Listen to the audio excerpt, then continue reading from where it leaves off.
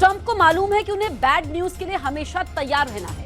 इस युद्ध में अब अमेरिका ईरान का दूसरा बड़ा टारगेट है।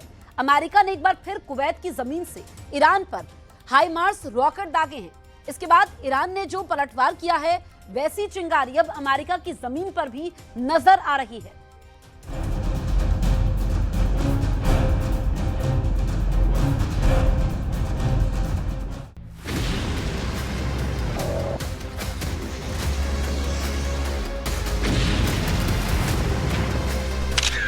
Camera number 1, camera number 2, camera number 3,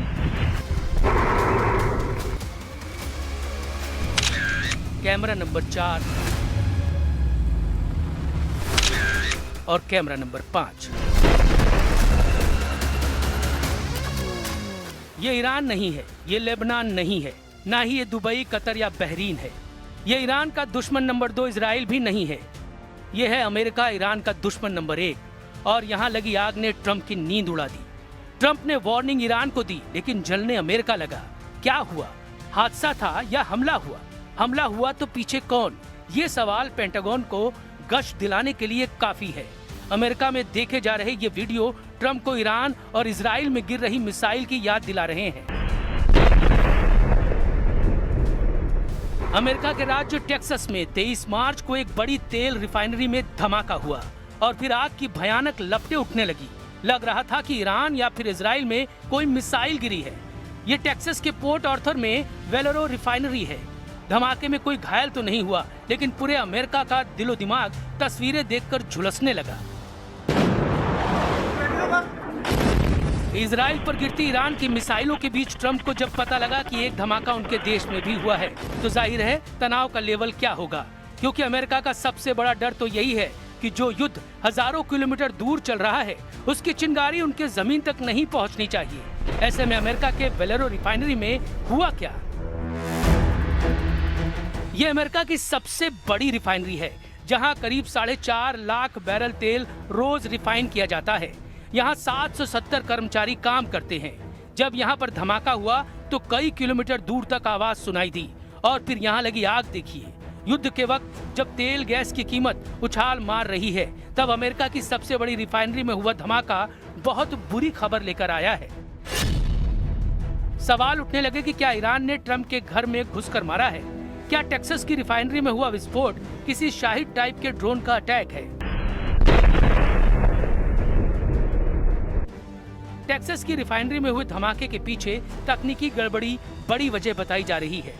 industrial heater में खराबी से लेकर डीजल प्रोसेसिंग यूनिट में आग लगना, ये तमाम वजहें इसके बारे में बताई जा रही हैं। लेकिन जब तक ये तस्वीरें ट्रंप के सामने रहीं, उनके तनाव का मीटर रिकॉर्ड तोड़ रहा था। क्योंकि ईरान वाले खतरे का असली डेंजर जोन तो इजराइल बना हुआ है। इसका सबूत डिमोना पर हुआ दूसरा सबसे बड़ा अटैक है। वो ईरान की मिसाइल कैसे आई और कैसे इजराइल की एयर डिफेंस मिसाइल को चकमा देकर अपने टारगेट पर जाकर फटी। ये वीडियो बता रहा है कि इजराइल के लिए अब ईरान को रोकना मुश्किल हो रहा है। ईरान की मिसाइल जहां चाह वहां राह बनाकर इजराइल पर फट रही है।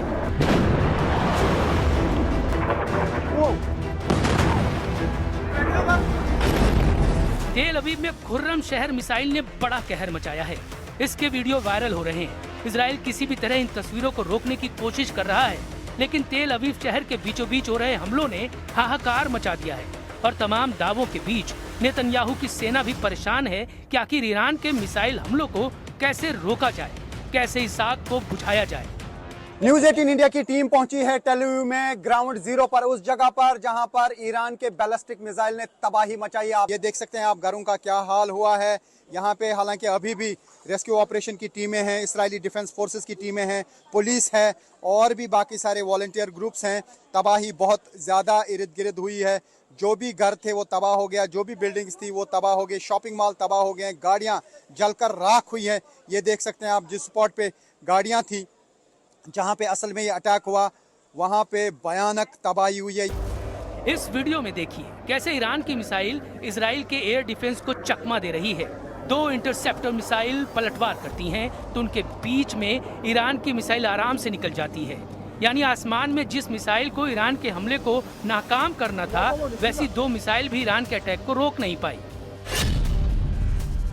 ईरान की सेज्जिल जैसी मिसाइल की कीमत 9 से 10 करोड़ रुपए होती है, जबकि इसे रोकने के लिए इजराइल के पैट्रियट या डेविड स्लिंग को लॉन्च किया जाता है तो उसके इंटरसेप्टर की कीमत 3 गुना यानी करीब 25 से 30 करोड़ तक हो सकती है, जबकि एरो 3 जैसी डिफेंस सिस्टम की इंटरसेप्टर मिसाइल की कीमत 5 से 6 गुना यानी 50 करोड़ तक हो सकती है। इस बीच लेबनान में ईरान के साथी मिलिशिया हिजबुल्लाह ने एक वीडियो जारी किया और इस वीडियो में नसरअल्लाह ब्रिगेड ने अपने इरादे जाहिर कर दिए हैं। इस वीडियो में हिजबुल्लाह ने 2 मिसाइल दिखाई है, दोनों ही अमेरिका और इजराइल के लिए बहुत ज्यादा खतरनाक है। पहली है शॉर्ट रेंज बैलिस्टिक मिसाइल फतेह 110 और ईरान की बनाई हुई मिसाइल है और अब तकनीक मिलने के बाद हिजबुल्लाह ने भी ये मिसाइल तैयार की है। इस मिसाइल की रेंज 300 किलोमीटर है, इसलिए ये 75% इजराइल को कवर करती है। वहीं दूसरी मिसाइल है पावेह, ये क्रूज मिसाइल है जिसकी रेंज 1600 किलोमीटर है। ये आधे भूमध्य सागर को कवर करती है, इसलिए ग्रीस के क्रीट में खड़े अमेरिका का जेराल्ड फोर्ड कैरियर भी इसकी जद में है। ये इशारा हिजबुल्लाह की तरफ से किया जा रहा है। लेबनान और इजराइल के बॉर्डर पर युद्ध फिर भड़क चुका है। इजराइल के मार्कावा टैंक की ब्रिगेड लेबनान बॉर्डर पर पहुंच चुकी है। लेबनान की जमीन को गाजा की तरह रौंदने के लिए इजराइल से ऑर्डर जारी हो चुका है। इजराइल का सबसे खतरनाक टैंक मरकावा और उसकी नेमर बख्तरबंद गाड़ियां कमांडोज के साथ तैनात हैं और आगे बढ़ रही हैं। इजराइल के टारगेट पर हिजबुल्लाह है, जो लेबनान में ईरान का साथी मिलिशिया है, और इजराइल का ग्राउंड ऑपरेशन अब हिजबुल्लाह को पूरी तरह से खत्म करने के लिए है। इजराइल के टैंक तब तक वापस नहीं लौटेंगे जब तक नईम कासिम के एक लड़ाके को खत्म न कर दे। जब ईरान में इजराइल और अमेरिका की बमबारी जारी है, ईरान के कई कमांडर मारे जा चुके हैं और अब भी हमले जारी हैं, तब इजराइल ने अपने सबसे नजदीकी दुश्मन को मिटाने का फैसला किया है। क्या यह इजराइल के लिए आसान होगा या फिर ग्राउंड ऑपरेशन में उसे मुंह की खानी पड़ सकती है? इस वक्त इसे दुनिया में सबसे खतरनाक युद्ध की शुरुआत के तौर पर देखा जा सकता है। यह ऐसा मोर्चा है जहां एक तरफ दुनिया की सबसे आधुनिक माने जाने वाली इजराइल की फौज है और दूसरी तरफ है इजराइल का सबसे बड़ा दुश्मन मिलिशिया हिजबुल्लाह, जिनकी टक्कर अब सामने नजर आ रही है।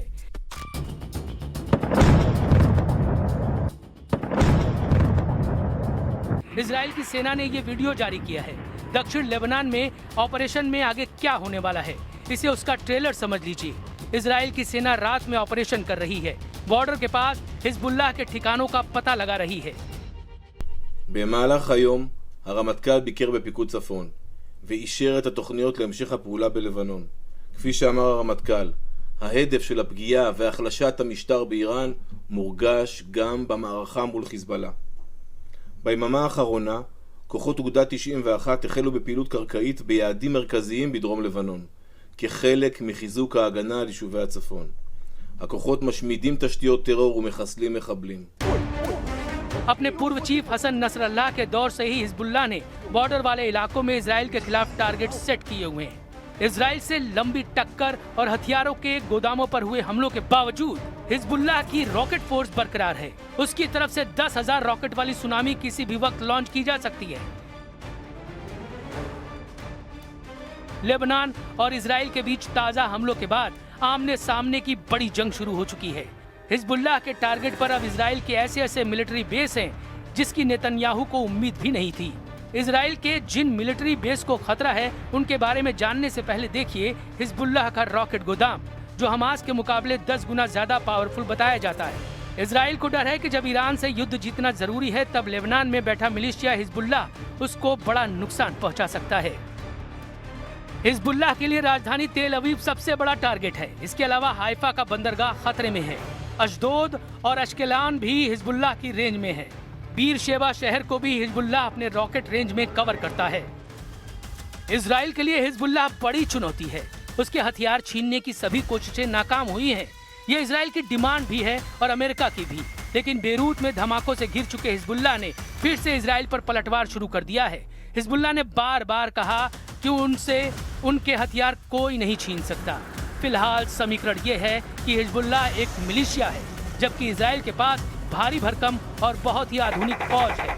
और ईरान के साथ साथ अब इजराइल लेबनान का बॉर्डर भी नेतन्याहू के लिए बहुत खतरनाक वॉर जोन बन चुका है।